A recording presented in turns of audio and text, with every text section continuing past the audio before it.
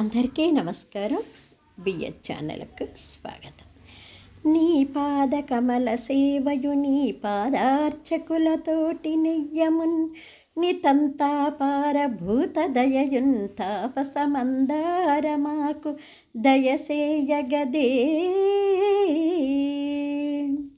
నీవే తల్లియు తండ్రియు నీవే గురుదైవము నీవే మాకు సదా రక్ష నిజముగ కృష్ణ. ఆ స్వామి యొక్క దివ్య చరణ కమలాలను భక్తిగా నమస్కారం చేస్తూ ఇలా భాగవతాన్ని చెప్పమని ఆజ్ఞాపించినటువంటి ఆయనకి కృతజ్ఞతలు తెలియచేస్తూ ఈ అమ్మ చెప్తున్న భాగవతాన్ని ఆదరిస్తున్న మీ అందరికీ కూడా కృతజ్ఞతలు చెప్పుకుంటూ దయచేసి భాగవతాన్ని వినండి, భగవంతుని యొక్క అనుగ్రహాన్ని పొందండి. ఎందుకంటేనండి ఒక్కొక్క యుగంలో ఒక్కొక్క విధంగా పరమాత్ముడు అనుగ్రహించాడు. అయితే ఈ కలియుగంలో మనుషులకు అంతంత ఓపికలు లేవనో ఏమో ఆయన ఒకటే చెప్పాడండి. ఏ పూజలు చేయలేకపోయినా సరే, ఏ వ్రతాలు చేయలేకపోయినా, ఏ దీక్షలు చేయలేకపోయినా, పెద్ద పెద్ద పూజలు చేయలేకపోయినా సరే, కేవలం నామస్మరణ చెయ్యండి, నేను అనుగ్రహిస్తాను, నన్ను స్మరించండి చాలు, నేను నీ పక్కనే ఉంటానని చెప్తున్నాడండి స్వామి. అందుకని నేను చెప్తున్నటువంటి భాగవతాన్ని మీరు వినండి, ఆ స్వామి యొక్క అనుగ్రహాన్ని పొందండి. దయచేసి అమ్మ చెప్తున్నటువంటి భాగవతాన్ని దయ ఉంచి విని మన ఛానల్ ఇంతవరకు సబ్స్క్రైబ్ చేసుకొని వాళ్ళు సబ్స్క్రైబ్ చేసుకొని నలుగురికి దయవుంచి షేర్ చేసి అసలు ఎలా చెప్తున్నానో కాస్త కామెంట్స్ పెడుతూ ఏదన్నా కాస్త నచ్చితే లైక్ కొడుతూ ఉండండి ప్లీజ్ అండి. మరి వినండి. పరీక్షిత్ మహారాజు సుఖ మహర్షిని ఇలా అడుగుతున్నాడు. స్వామి, మంగళప్రదములైన హరిలీలలు, హరిచరిత్రలు, హరినామస్మరణ వింటూ ఉంటే నా మనసు ఆనంద డోలికలతో తేలి ఆడుతుంది. నా మనసులోని వ్యథంతా తొలగిపోతూ ఉందండి. ఇంకా కొన్ని విషయాలు నేను తెలుసుకోవాలనుకుంటున్నాను మీ ద్వారా. అసలు ఈ సృష్టికి ముందు ఏం జరిగింది, అసలు సృష్టి ఎలా జరిగింది అని చెప్పేసి వివరించమని ప్రార్థించగా అప్పుడు సుఖ మహర్షి శ్రీహరి యొక్క చరిత్రను ఇలా చెప్తున్నాడు పరీక్షిత్ మహారాజుకి. సృష్టికి ముందు శ్రీహరి నాభి కమలము నుండి ఆవిర్భవించాడు బ్రహ్మదేవుడు. అసలు ఈ కమలానికి మూలాధారం ఏంటి, అసలు మూలం ఎక్కడ, అసలు తను ఎక్కడి నుంచి వచ్చాడో కనుక్కుందాం అనుకొని తిరిగి వేసారిపోయినాడు. కానీ ఎక్కడ కూడా మూలం ఎక్కడో అర్థం కాలేదు. సరే ఏం చేయాలని చెప్పేసి మళ్ళీ ఆ కమలంలోకి వచ్చి చేరాడనమాట.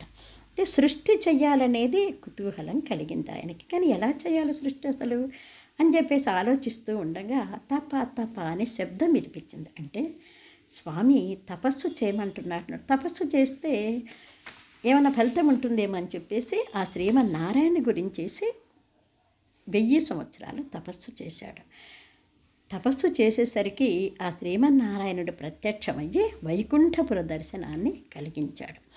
అక్కడ ఎలా ఉందంటే వైకుంఠపురము సూర్యచంద్రుల కాంతిని మించినటువంటి కాంతితో వెలుగుతూ ఉన్నాయన్నమాట. సౌధాలేంటి, విమానాలేంటి, గోపురాలేంటి, గుత్తులు గుత్తులుగా ఉన్న పూలు పండ్లతోటి వృక్షాలు బ్రహ్మాండంగా ఉన్నాయి. తర్వాత బంగారు దండాలకు అమర్చినటువంటి కేతనాలు ఎగురుతూ కనిపించాయి. స్వచ్ఛమైన సరస్సులో రాజహంసలు చక్కగా విహరిస్తూ ఉన్నాయి. పద్మాల మీద వాలినటువంటి తుమ్మెదలు ఝూంకారం చేస్తూ హరి హరి హరి అని స్మరణ చేస్తూ ఉన్నాయన్నమాట.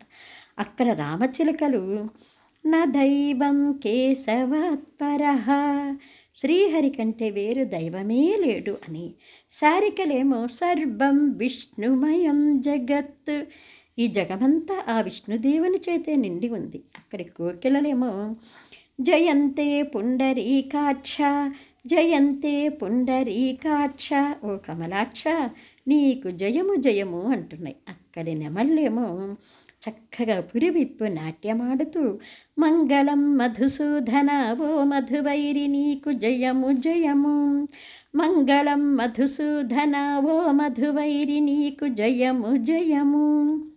అక్కడి తుమ్మెదలేమో ఝూంకారం చేస్తూ చక్కగా హరి హరి హరి హరి హరి అని కమ్మగా పాడుతూ ఉన్నాయన్నమాట. అక్కడ నిత్య యవ్వనంతో వెలుగొందుతూ ఉన్నటువంటి సునందుడు, నందుడు, అర్హనుడు, ప్రభరుడు మొదలగు వీళ్ళందరూ కూడా కమ్మటి కంఠంతో స్వామి నామాన్ని గానం చేస్తూ చక్కగా గ్రైవయ్య కంకణహార కేయూర మంజీరాది ఆభరణాలన్నీ చక్కగా ధరించి ఆ హరిని సేవిస్తూ ఉన్నారన్నమాట. అక్కడ ఎంతో చక్కగా తేజవ్యమానంగా వెలిగిపోతూ ఉన్నాడండి ఆ స్వామి. ఎలా ఉన్నాడంటే సకల సంపదలను కూడా తన కృపా కటాక్ష వీక్షణంతో కలిగింపచేయటువంటి శ్రీ మహాలక్ష్మీదేవిని అలంకరంగా దాల్చినవాడు. ఆయన వక్షస్థలలో మహాలక్ష్మీదేవి కొలువై ఉన్నవాడు. సూర్యుడు చంద్రుడు తన నేత్రాలుగా కలిగినవాడు. లోకాలను సృష్టించు నేర్పగలిగిన తనకి అంటే బ్రహ్మదేవునికి ఉత్పత్తి స్థానమైన నాభి పంకజాన్ని కలిగినవాడు. శేషుణ్ణేమో శయనముగాను, గరుత్వంతుణ్ణేమో వాహనంగాను, అఖిల దేవతలకు తాపసులకు కూడా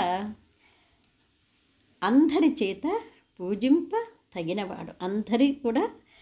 అందరికీ గురువైనటువంటి వాడు, అందరికీ దైవమైనటువంటి వాడు, అందరికీ కూడా అండగా నిలిచేటువంటి ఆ శ్రీమన్నారాయణుణ్ణి కన్నుల విందుగా చూసి ఇలా అన్నాడనమాట.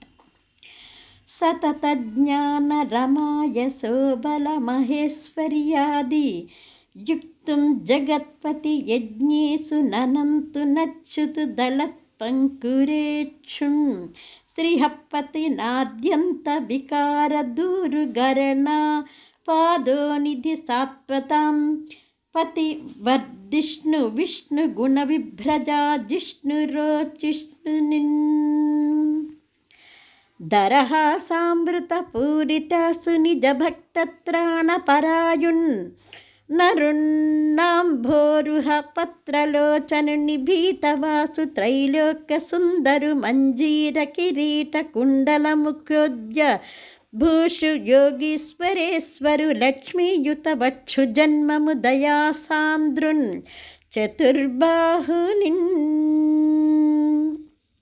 ఆ దివ్య చరణాలను ఒత్తుతున్నటువంటి మహాలక్ష్మీదేవిని చూసి వారి పాదపద్మాలకి శరీరం పులకించిపోగా నమస్కారం చేశాడు బ్రహ్మదేవునడనమాట.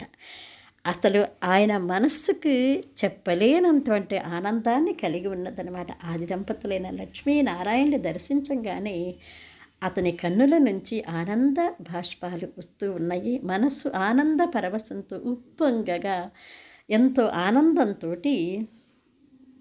మనస్సు పరవశించగా అప్పుడు వరపరహంస గమ్య స్ఫురణం ధనరారు పరమ పురుషుని పద పంకురములకు నజుడు చతుశిరములు శోకంగనతులు చేసిన్ హరియున్.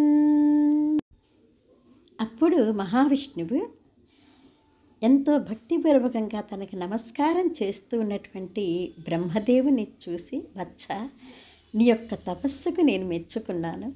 నా అనుగ్రహం నీకు సంపూర్ణంగా కలిగింది. నా మాట వినేసి నువ్వు తపస్సు చేశావు, నన్ను చూడగలిగావు, వైకుంఠ దర్శనం నీకు నేను కలిగించాను. తపస్సు నా హృదయ స్థానము. తపస్సు అనే వృక్షానికి ఫలస్వరూపం కూడా నేనే. ఆ తపస్సు వలనే నేను జనన స్థితి ఉపసంహారాల జగత్కార్యములను చేస్తూ ఉంటాను అని తెలుసుకొని తపస్సు చేయుట చేత మోహకర్మలను తొలగించుకున్నవాడవైనావు. అంటే మోహాంధకారాలు నీలో ఇప్పుడు లేవు.